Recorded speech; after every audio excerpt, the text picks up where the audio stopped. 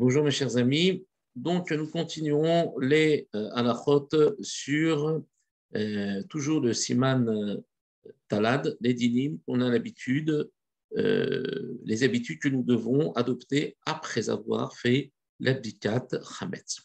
Ala chavav, bitul chametz bayom ou benosar ze. La deuxième formule d'annulation, nous avons dit que le soir après l'abdikat dans la nuit, on fera une annulation uniquement du chametz dont on n'a pas connaissance, qu'on a oublié, qu'on n'a pas vu. À ce moment-là, il sera véritablement annulé, celui-là, puisque je cherchais vraiment à ne pas le voir. En revanche, le chametz que j'avais gardé pour pouvoir continuer à manger le soir après l'abdika ou le matin avant l'interdit de manger du chametz, ça, ce chametz, je ne l'ai pas annulé puisque je l'ai vu et j'avais l'intention de le manger par la suite. En revanche, le lendemain, lorsque arrive l'interdiction définitive de manger du chametz, cette fois-ci, je ne fais pas de compromis et je dirai la formule 3 fois de suite avant que le chametz ne me soit interdit. Je dirais kol chamira de ika vershuti de chazite udla chazite udla chazite de birate udla birate lifti veleve kafradara. Donc cette fois-ci, je dirais tout le vin qui est en ma possession, le chametz ou le vin qui est en ma possession, que j'ai vu ou que je n'ai pas vu. Donc là, peu importe, même s'il me reste du chametz, s'il est annulé, c'est fini. Et même si j'en ai connaissance, il sera définitivement interdit. Des biratés ou de la biraté, l'iftil les fêter, que j'ai des trucs que je n'ai pas détruits, l'iftil qui soit annulé, vélévé, considéré comme poussière de la terre. La bitoul y est achar bi'ur.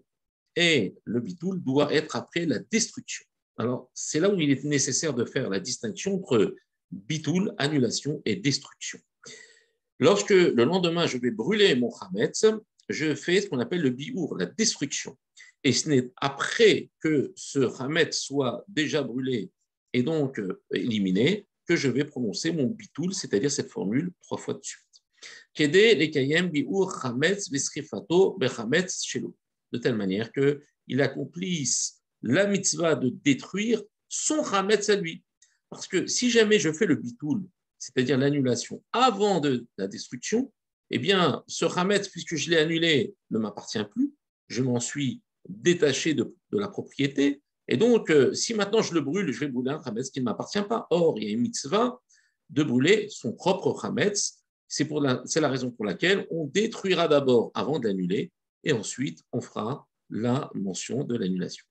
Alacha zayin, af anashim metzavot al mitzvot tashbit, ou même les femmes ont cette obligation de détruire le chametz. Lachem im en aish beveto shehu tarud b'milchato tizaer aisha levarer chametz ifnei zman isuro. La femme devra détruire le chametz à la place de son mari si il est affairé, il a besoin de travailler, il ne peut pas le faire de là où il se trouve. La femme a l'obligation de le faire. Elle ne devra pas attendre le moment. En revanche, le bitoul, l'annulation verbale, lui peut le faire de là où il est, peu importe où il se trouve. L'essentiel, c'est qu'il fasse ce bitoul après l'annulation, après la destruction qu'aura fait son épouse. Et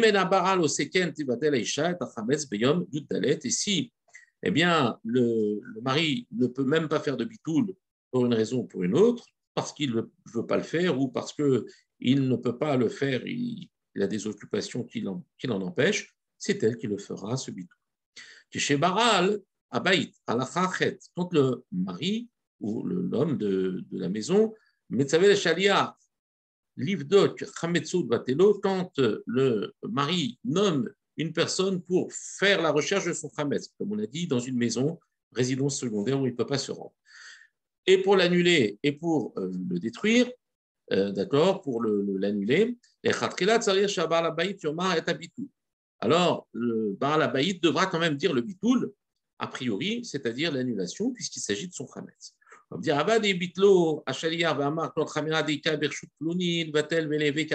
et si le chaliar a pris les devants et il a dit tout le levain qui appartient à monsieur un tel, donc il n'a pas dit qu'il m'appartient puisque ce n'est qu'un chaliar, ce n'est pas son chametz. Alors à ce moment-là, s'il a dit cette formule sous cette forme-là, la même que nous disons pour notre chametz, c'est bon. D'accord? et il doit mentionner Iskir Shemo Shel Baal Habayit, il devra mentionner le nom du propriétaire. Bitulo, bitul, son bitul est valable. Al Khatet, Im Enaish Beveto, l'homme n'est pas à la maison. Yachol Levatel, Bachol Matom Shim Nimsa, il peut annuler, peu importe où il se trouve.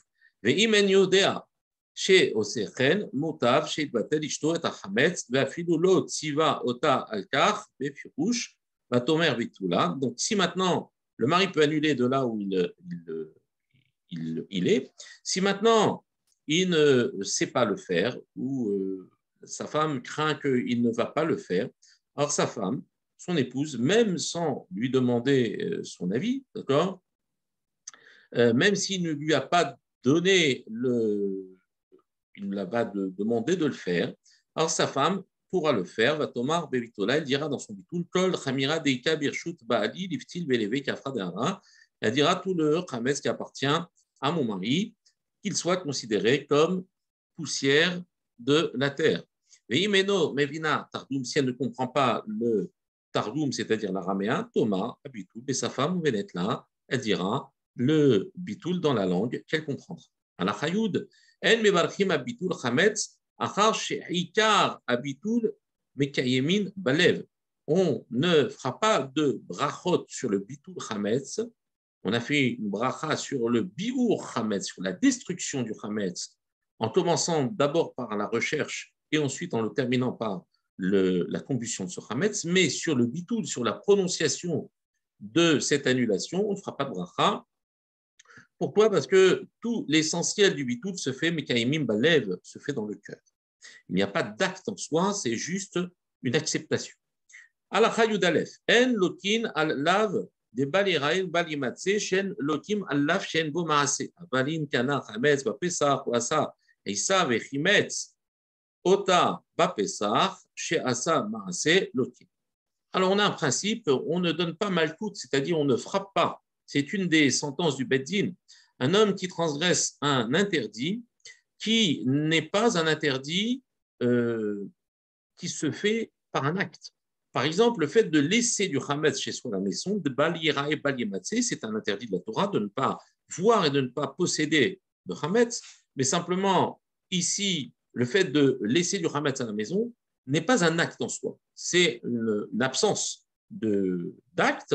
Je le laisse, je suis passif.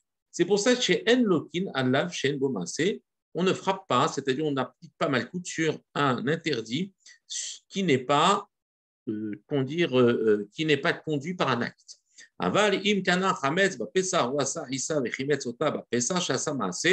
Mais s'il a fait l'achat de Chametz pendant Pessah, donc il a fait un acte, où il a pris d'une pâte et il l'a laissé lever pendant Pessah, alors là, ça mérite ce qu'on appelle malkout. Pourquoi? Parce que là, il a fait un acte. À la Chayout Bet, et Shomrim Sheim Yeshlo, Bebeto Chametz Sheno Yadoua, s'il a du Chametz chez lui dont il ne connaît pas l'existence, et non, envers Balirai Balimatse, il ne transgressera pas donc l'interdit de ne pas posséder ou ne pas voir, puisqu'il ne savait pas qu'il l'avait en sa possession.